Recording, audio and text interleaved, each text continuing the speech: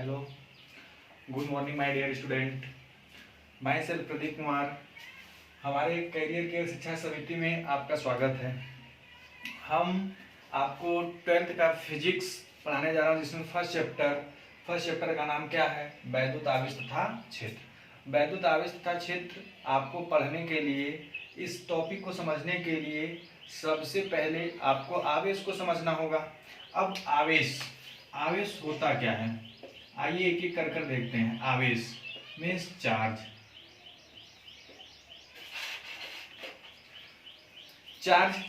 या आवेश जानने से पहले हम किसी वस्तु के बारे में जानते हैं। मीन्स किसी वस्तु पदार्थ होता क्या है? पदार्थ का सबसे छोटा कण होता है परमाणु।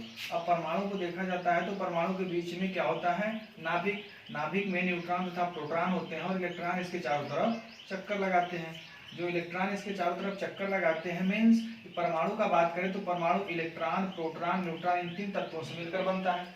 जिसमें इस पूरे विद्युत को पढ़ने के लिए आपको इलेक्ट्रॉन का ध्यान रखना होगा। इलेक्ट्रॉन के बेस पे सब कुछ कहा जाता है।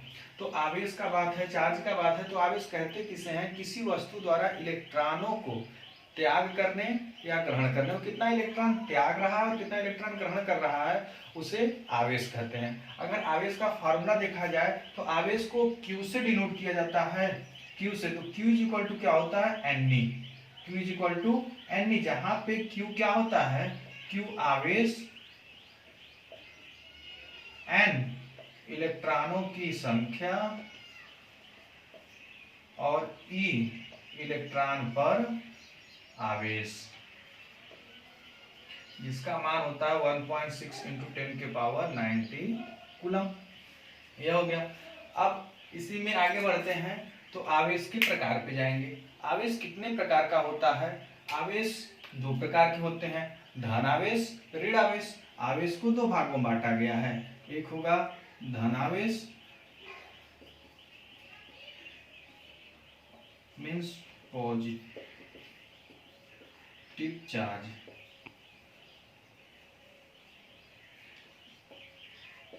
ऋण आवेश नेगेटिव चार्ज। यह हो गया। आवेश 2 प्रकार का होता है, पॉजिटिव चार्ज और नेगेटिव चार्ज। जो धनावेश होता है यह इलेक्ट्रॉन को त्यागने की क्षमता रखता है। जब इलेक्ट्रॉन को त्यागेगा तो धन बनेगा, इलेक्ट्रॉन को ग्रहण करेगा तो ऋण बनेगा। अब यह चार्ज हो गया।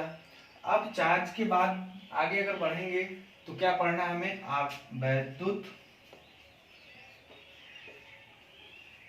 आवेशित करने की विधि। वैद्युत किसी वस्तु को आवेशित करने की 3 विधियां होती हैं। आवेशित करने की 3 विधियां होती हैं। जो पहली विधि होगा घर्षण द्वारा, चालन द्वारा, प्रेरण द्वारा, इसे कहें तो बाई फ्रिक्शन,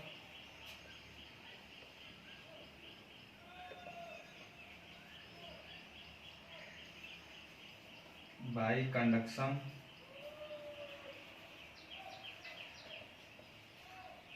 बाई इंडक्शन।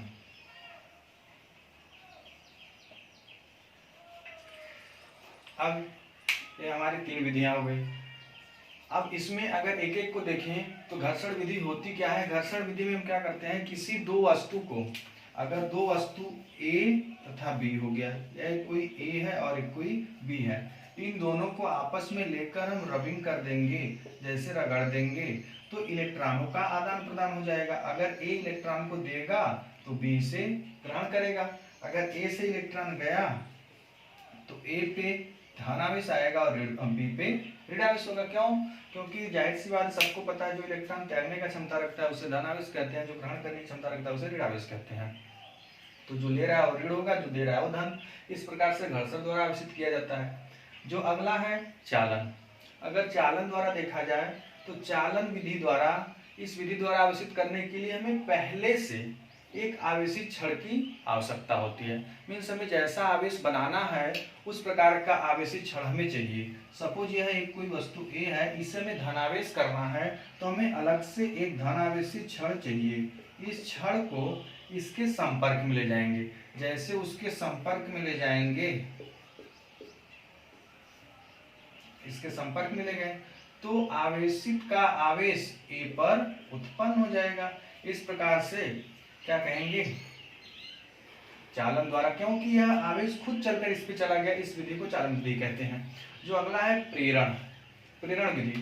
प्रेरण विधि में क्या होता है, प्रेरण विधि द्वारा हम किसी वस्तु को, प्रेरण विधि द्वारा हम किसी वस्तु को, यह एक हमारे पास आवेश है, इसको हमें आवेशित करना है।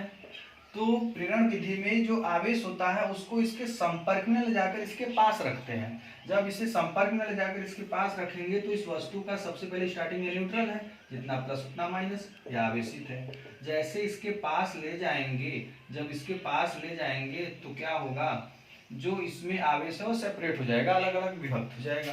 तो प्लस एक तरफ हो गया और माइनस एक तरफ हो गया। तो यह एक द्विध्रुव का निर्माण कर दिया, डाइपोल का। जैसे द्विध्रुव का निर्माण कर दिया तो इस विधि द्वारा द्विध्रुव का निर्माण किया जाता है। मीन्स किसी वस्तु को आवेशित करने की ही तीन विधि होती है, घर्षण, चालन, प्रेरण। अब इसके बाद है आवेश का गुण। आवेश का गुण, आवेश का गुण अगर हम इसका बात करें तो आवेश के निम्न गुण होते हैं। आवेश के निम्न गुण होते हैं। सबसे पहला होगा, पहला देखेंगे तो आवेश दो प्रकार के होते हैं। आवेश दो प्रकार के होते हैं।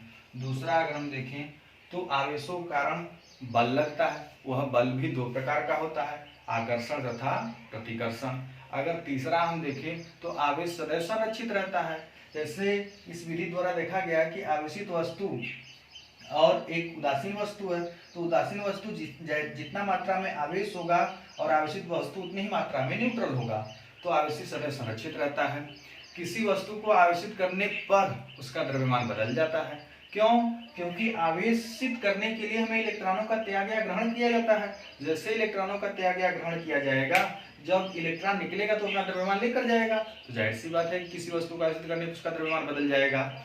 जो अगला देखेंगे, किसी वस्तु का किसी आवेशित वस्तु अथवा कण पर आवेश का मान मूल आवेश इलेक्ट्रॉन का पूर्ण गुणज होता है। मतलब किसी वस्तु से जो इलेक्ट्रॉन निकलेगा वह हमेशा 1, 2, 3, 4 के रूप में निकलेगा। कभी ऐसा नहीं देखेंगे कि आधा इलेक्ट्रॉन निकला या 1, 4 निकला, 1, 2 निकला, जो भी हमेशा पूर्ण गुणज के रूप में होता है।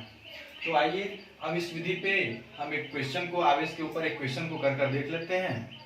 आइए हम जो आवेश बताएं उस पर एक छोटा सा क्वेश्चन कर देखते हैं। तो क्वेश्चन यह है कि कांच की छड़ को रेशम से रगड़ने पर छड़ पर 6.4 × 10⁻⁻19 कूलाम धनावेश आ जाता है, तो ज्ञात कीजिए। अब देखिए इसको ज्ञात क्या क्या ज्ञात करना है, रेशम पर आवेश, छड़ से रेशम में स्थानांतरित इलेक्ट्रॉन की संख्या। तो आपको सबसे पहले ज्ञात है लिखना होगा। क्या क्या ज्ञात है? ज्ञात है किस पर? छड़ पर आवेश कितना? 6.4 × 10⁻90 कूलम। और आपको क्या क्या ज्ञात करना है? रेशम पर आवेश, पहला रेशम पर आवेश। अब देखिए क्वेश्चन बहुत ही सिंपल है। अगर आपको याद होगा, पूरा मेथड याद होगा, तो क्वेश्चन बहुत ही सिंपल है। घर्षण विधि में बताए थे कि जब किसी दो वस्तु को आपस संपर्क में लाकर रगड़ा जाता है तो एक वस्तु जितना इलेक्ट्रॉन त्यागता है उतना ही वह इलेक्ट्रॉन ग्रहण करता है। मीन्स आवेश का फार्मूला होता है Q = N। Q = N। तो इसका मतलब यहाँ पे देखिए क्वेश्चन में ही आंसर छुपा है। यहाँ पे क्या है?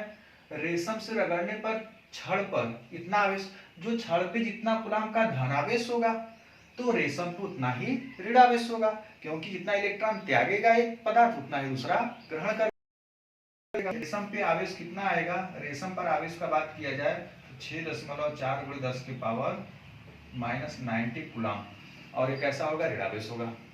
दूसरे क्वेश्चन का बात किया जाए तो छड़ से स्थानांतरित आवेश की संख्या पूछ रहा है, तो इसके लगा दीजिए फार्मूला Q बराबर NE। अब छड़ का आवेश कितना है, Q का मान दे दिया है, Q का मान दिया है 6.4 × 10 की पावर -90, और N आपसे पूछ रहा है, E का मान होता है 1.6 × 10 की पावर -90। अब देखिए इससे यह कैंसिल आउट हो गया, इससे भाग करेंगे 4 बार में, मीन्स N की वैल्यू कितना आ गया 4, तो 4 नंबर या आंसर हो गया आपका। कितने इलेक्ट्रॉन का आदान प्रदान हुआ, 4 इलेक्ट्रॉन का। तो इसी तरह सिंपल क्वेश्चन आप अपने बुक से, क्वेश्चन बैंक से जिससे भी लगाना चाहते लगाइए, और हम इसी के साथ अगला जो होगा कूलॉम का नियम, यदि आपको अच्छा लगेगा तो नेक्स्ट वीडियो में आपको प्रोवाइड करेंगे। धन्यवाद।